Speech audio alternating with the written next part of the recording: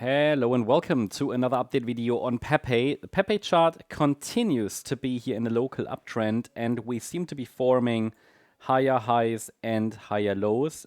Please remember that the move to the upside that we're tracking here, I'm tracking the white count and the yellow count. Yellow is alternative, yeah.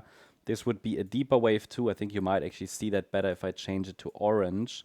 If I change it to orange, just it tells you the story.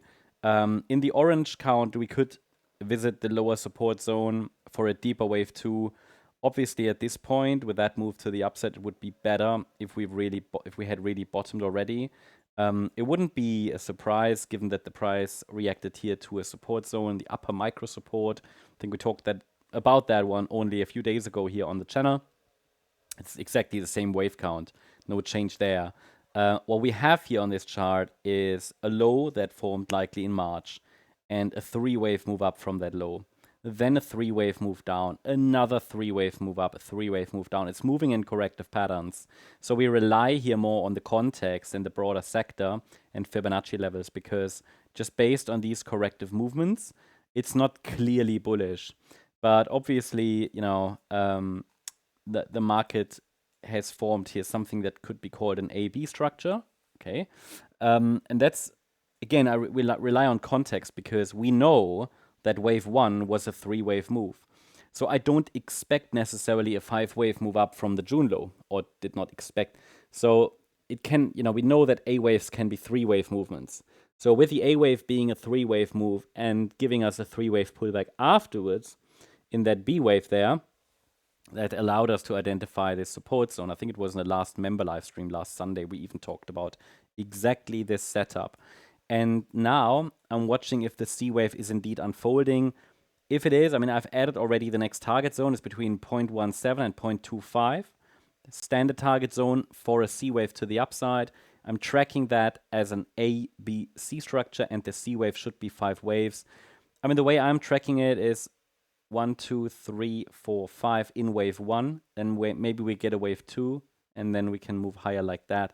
That would be ideal. Sometimes these charts just rally directly without even breaking initial support. And if we just get higher and higher extensions, specifically if we break above that A wave high that formed here at 0.147, then I would assume that we're on a direct path into the blue zone. Which means the subwave structure just is not very easy to recognize or not very clear. I do only have 3 waves up at the moment, and the initial support that keeps the direct move up intact is between 0.112 and 0.119. So it's just the nearest micro support zone to watch. The focus can be on higher prices as long as we're holding above 0.112.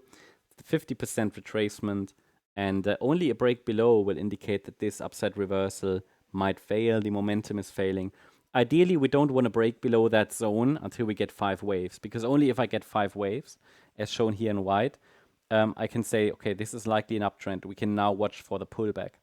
And we would expect a higher low to form in that pullback, yeah? So that's what we're watching for next.